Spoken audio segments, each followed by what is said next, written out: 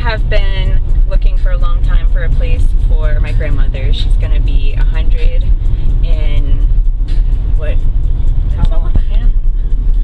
She's going to be 100 in just a couple of weeks. So we have been touring facilities. It's just not safe for her to be with us anymore, even though, like, it's just a hard time. It's a hard time. I'm sure if you've been through it, you understand.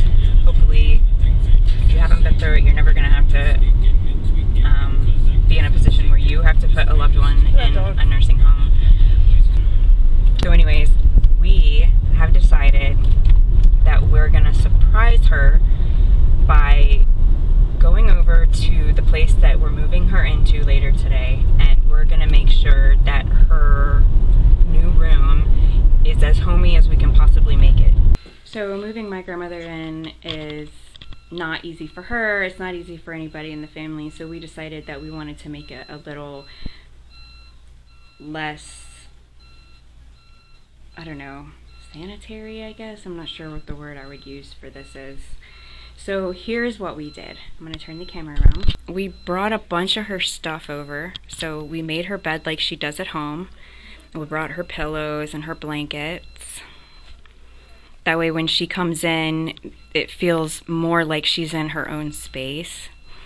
She loves plants, so we got her some plants that she can take care of for her window.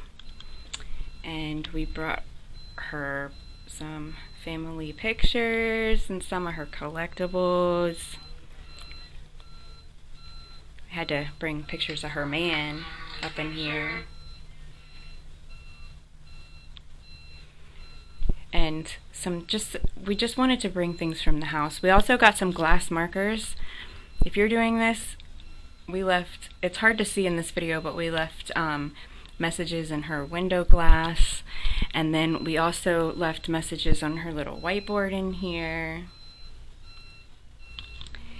And we brought her books and a mirror, because you know, old women, they gotta have their hair done before they leave the room. That would not be cool.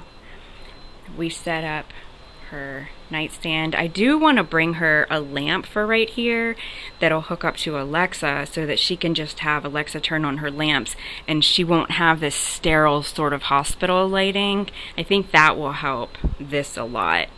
But when you first move into a nursing home, you're not really sure of the space that you're going to have. We didn't know if she was going to be sharing a room, if she was going to have her own room. So we just did the best we can with the information that we had, which is the best way to do it. So there you go.